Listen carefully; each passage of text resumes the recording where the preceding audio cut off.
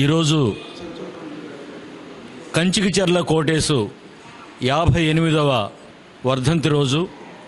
1968 ఫిబ్రవరి 26వ తేదీ నాడు అక్కడున్న అగ్రవర్ణాల వాళ్ళ సజీవ దహనంలో 17 ఏళ్ల యవనస్తుడైన కంచికిచర్ల కోటేశు దహనమయ్యాడు. ఆ రోజుల్లో ఆ సంఘటన దేశంలో ప్రపంచంలో పెద్ద వార్తగా నిలిచింది. పార్లమెంటు కదిలింది, కేంద్ర ప్రభుత్వం కదిలింది, రాష్ట్ర అసెంబ్లీలో చర్చ జరిగింది. ఆనాడున్నటువంటి మా జాతీయ నాయకుడు జోసెఫ్ గారు, అప్పికట్ల జోసెఫ్ గారిని వెంటబెట్టుకొని బాబు జగజీవన్ రామ్ గారు కంచికిచర్ల అట్లాగే ఆ గ్రామాన్ని, పరిటాల గ్రామాన్ని సందర్శించి ఆ కుటుంబాన్ని ఓదార్చారు.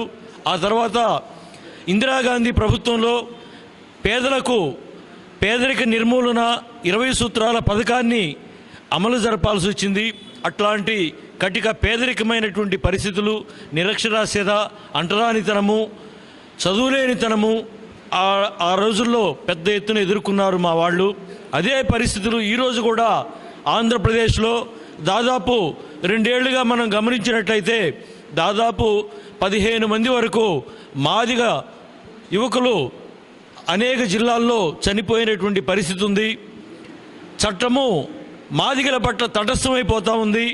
అగ్రవర్ణాల పట్ల చురుకుగా న్యాయం జరుగుతూ ఉంది, మాదిగలకు మాత్రం అన్యాయం జరుగుతూ ఉందని చెప్పాల్సినటువంటి అవసరం ఉంది.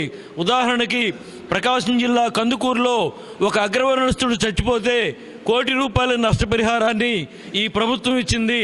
అదే మాదిగలు అనేక జిల్లాల్లో హత్యలకు గురవుతున్నప్పుడు కనీసం SC/ST యాక్ట్ కింద రావాల్సినటువంటి నష్టపరిహారం కూడా ఇప్పటికీ కూడా అందించలేనటువంటి పరిస్థితుల్లో ఇన్యాక్టివ్ అయిపోతుంది చట్టం అని చెప్పి మేము ఆవేదన వ్యక్తం చేస్తూ ఉన్నాము.